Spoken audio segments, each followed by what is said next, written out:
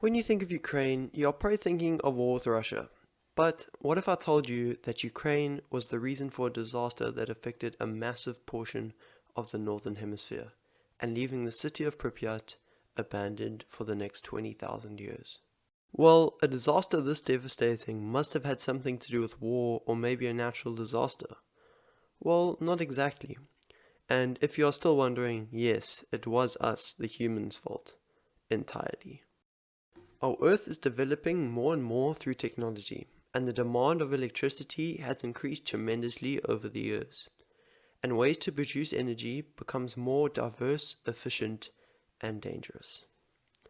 In Pripyat, Ukraine, in the 1970s, they had their first nuclear power plant installment, which later led to another two power plants located in their city. You see, nuclear power is very efficient. In fact, it is 8,000 times more efficient than traditional fossil fuels. This type of energy is also comfortably cheaper than the energy of coal. This can often lead to a wide production of these nuclear power plants all over the world, with there being currently 440 found globally.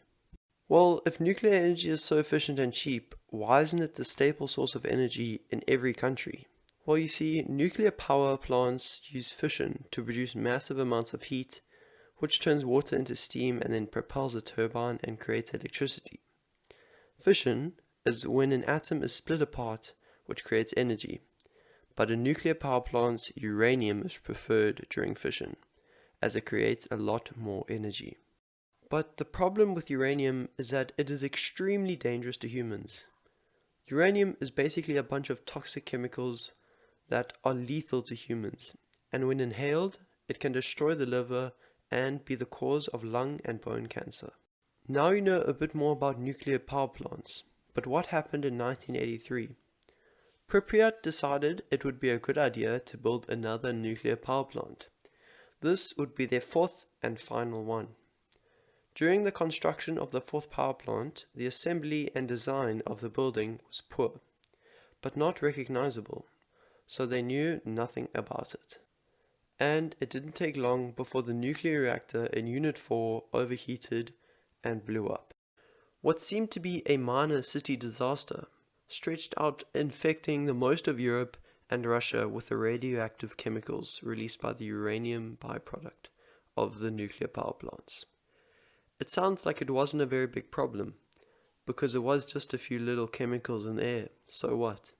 Well, you are actually entirely, completely wrong, because these radioactive chemicals infected the environment by killing heaps of vegetation and crops, and for the humans, this led to burns, lung and bone cancers, and radiation exposure leading to deformities in body structure.